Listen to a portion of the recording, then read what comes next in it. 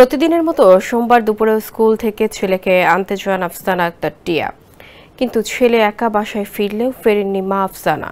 রাজধানীর উত্তরায় milestone school and কলেজের তৃতীয় শ্রেণীর শিক্ষার্থী আফসানা ওহি। তার মা এখন পর্যন্ত নিখোঁজ। পরিবার বলছে হাসপাতাল সহ বিভিন্ন জায়গায় খোঁজাখুঁজি করেও সন্ধান মেলেনি ওহির মা আফসানা আক্তারের। শিক্ষার্থী ওহির চাচা হাসিবুর গণমাধ্যমকে জানান, তৃতীয় শ্রেণীতে বাংলা বিভাগের শিক্ষার্থী আফসানা ওহি। প্রতিদিন ওহির মা স্কুল ছুটির পর ওহিকে বাসায় নিয়ে আসতো। সোমবার দুপুরেও সে স্কুলে যায়। ক্লাস ছুটি হয়ে গিয়েছিল ওহির। স্কুলে ওয়েটিং রুমের সামনে দাঁড়িয়েছিল ছেলেটি। ছেলের সঙ্গে মায়ের দেখাও হয়। ছেলের কাছ থেকে ব্যাগ নেয় তার মা। ওয়ালটন এখন দেশের সীমানা পেরিয়ে পৌঁছে গিয়েছে 50টিরও বেশি দেশে। ওয়ালটন, ঘরে ঘরে, বিশ্বজুড়ে। ঠিক ওই মুহূর্তেই বিমান বিধ্বস্তের ঘটনাটি ঘটে।